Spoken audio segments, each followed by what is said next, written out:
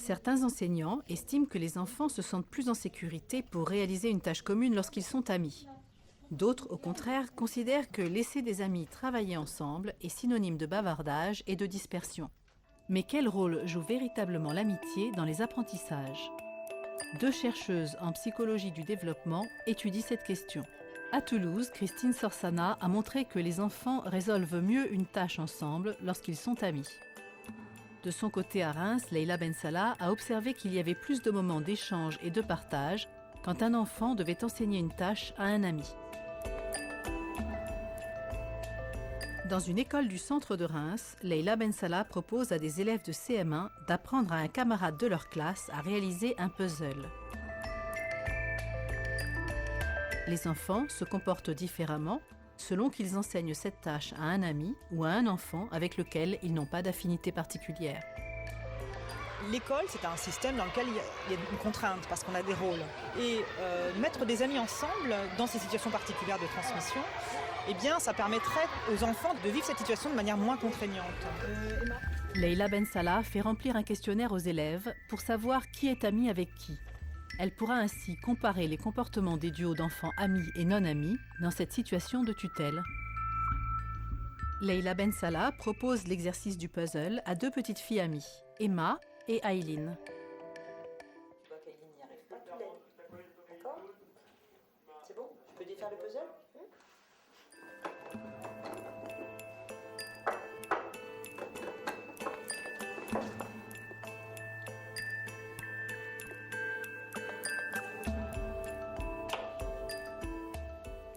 La plupart du temps, il y a une coordination et une fluidité qui apparaît très, très tôt au moment de l'observation et qui perdure jusqu'à la fin. Entre amis, on se comprend à demi-mot. Un simple regard ou un mouvement de tête suffisent.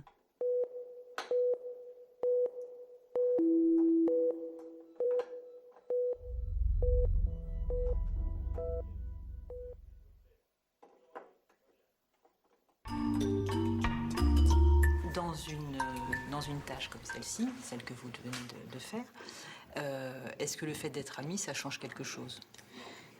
Oui, un peu, parce que quand on n'est pas amis, on ne connaît pas beaucoup de choses sur elle, tout ça. Et est-ce qu'on sait mieux aider l'autre? Oui, on sait un peu mieux aider l'autre parce qu'on sait ce qu'elle connaît, tout ça. Voilà, on la connaît mieux. Oui, puisqu'elle nous parle d'elle pour mieux se connaître et devenir amis. D'accord. Ok. Et ça vous arrivait déjà d'être dans une situation comme celle-là où il y en a une qui sait et qui enseigne à l'autre qui ne sait pas? Un peu. Pas forcément un puzzle, mais autre chose. Oui.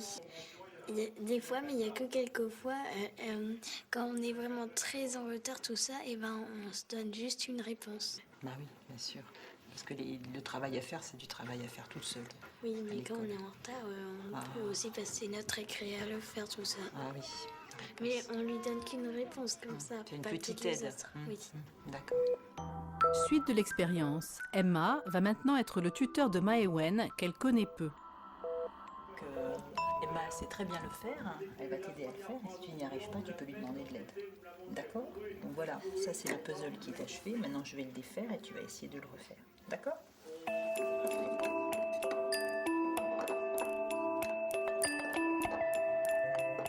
Celle-là, elle reste là. Donc là, on a un autre modèle, hein. On n'a pas du tout un modèle je connais l'autre, c'est mon ami, je ne le regarde pas, je fais, je lui dis simplement, c'est simple. Là, c'est plus complexe. Il y en a une autre qui est pareille, c'est peut-être pas celle-là.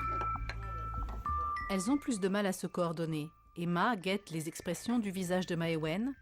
Elle l'observe pour essayer de la comprendre, de s'ajuster à elle et de l'aider le mieux possible.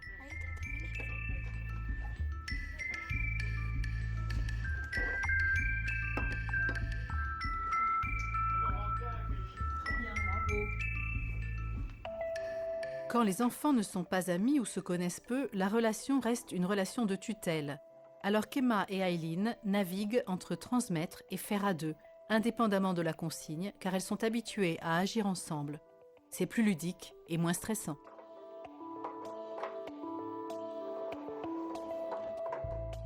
L'avantage chez les amis, c'est qu'en fait, ils se retrouvent, d'accord, dans une situation différente, une autre situation, mais ils se retrouvent tous les deux. Ils réveillent leurs relations intimes, leurs souvenirs, les expériences communes. Et c'est une rencontre encore différente, mais comme si elle était renouvelée. Il y a une forme d'attachement entre les amis qui est finalement à la base de cette attente qu'ils ont l'un envers l'autre. Et le tutorat continue, même dans la cour.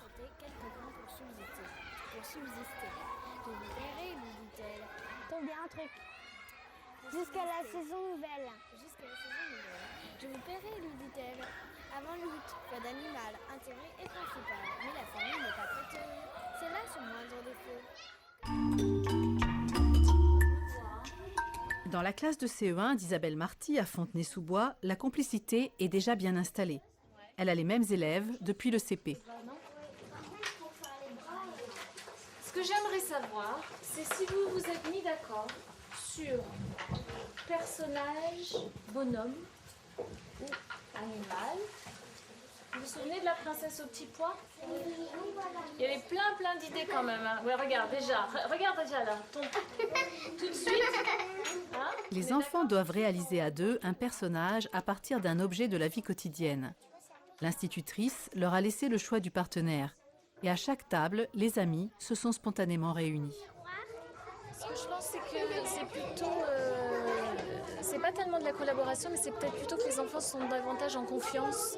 Ils sont rassurés parce qu'il y a le copain à côté, ils se sentent mieux et le vivent mieux, du coup. La chercheuse Christine Sorsana a été invitée dans la classe. Dans un premier temps, elle observe les enfants travailler en équipe. D'accord. Et c'est une idée de qui? De tous les deux? C'est moi. C'est ton idée? Toi, tu étais d'accord? Quelle est l'expression que vous avez choisi de donner? Comment? Quand il est amoureux. Elle est amoureuse? Donc les enfants amis, lorsqu'ils travaillent ensemble, sont plus coopératifs. Ils discutent plus. Tu veux... Si on mettait le trait de la bouche.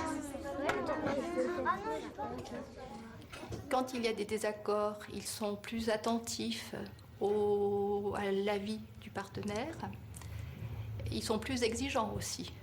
Donc, quand il y a quelque chose qu'ils ne comprennent pas, ils demandent à ce que ce soit éclairci.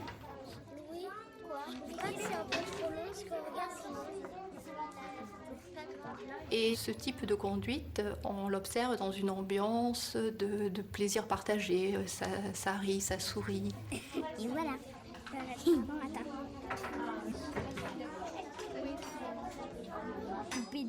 Mais dans la réalisation d'une tâche, les enfants sont-ils plus efficaces pour autant lorsqu'ils sont amis? Démonstration avec la tour de Hanoï.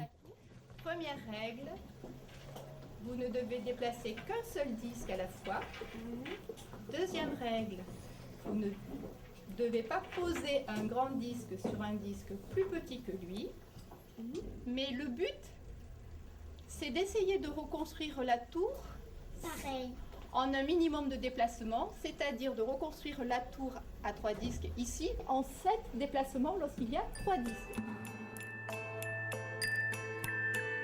Les enfants s'entraînent un par un sur la petite tour à 3 disques pour se familiariser avec le jeu, avant de se retrouver à deux sur la grande tour à 4 disques.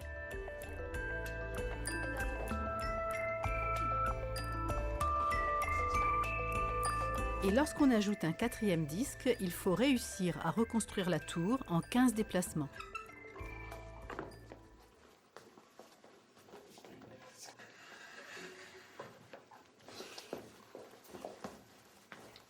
Colin et Camille ont le comportement typique des amis. Ils sont bien coordonnés, ils agissent et réfléchissent ensemble.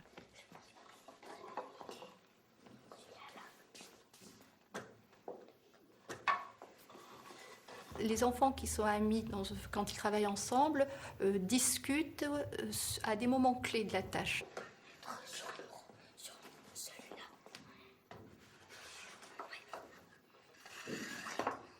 Pour la chercheuse, dans cette tâche qui demande de planifier et d'anticiper une action, les amis sont plus efficaces.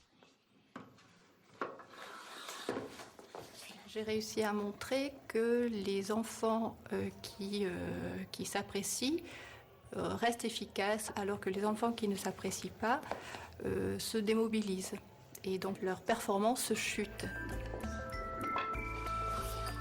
Mais pourquoi l'amitié est-elle un véritable atout lorsque l'on doit résoudre un problème ? Les enfants qui sont amis se connaissent, s'apprécient. Et donc les enfants sont directement centrés sur la tâche. Ils n'ont pas à négocier qui fait quoi dans ce type de situation de travail. Alors c'est très bien les garçons.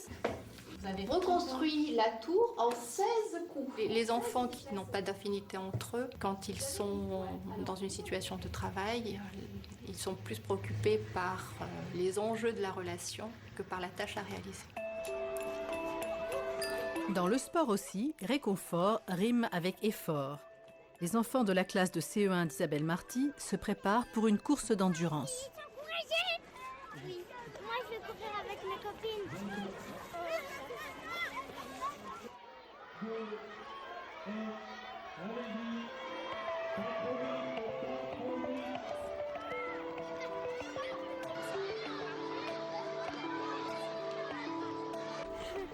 Bah en fait, je suis mieux avec mes copines. Je suis plus à l'aise quand je cours. Je vais essayer d'aller au bout quand même. Il y a toujours des groupes qui restent soudés, hein, ils avancent exactement au même rythme, mais sinon les petits groupes bien soudés sont toujours les mêmes. Voilà, au bout de 15 minutes de course quand même. Il faut juste espérer qu'ils vont arrêter à 30 minutes. Hein. Allez, plus de 2 minutes, il ne doit pas en rester beaucoup quand même. Là, à mon avis, il n'y a plus que des enfants qui courent un peu tout seuls, là, je pense, non? Ah, ben non, au contraire, ils sont tous groupés. Ah! Bravo, les garçons! Ah, ben...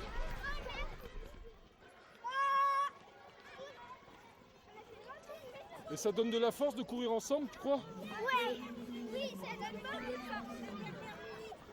30 minutes! Ouais, 30 minutes! Entre amis, on se soutient, on se donne du courage et on réussit mieux quand on travaille ensemble, comme dans le sport.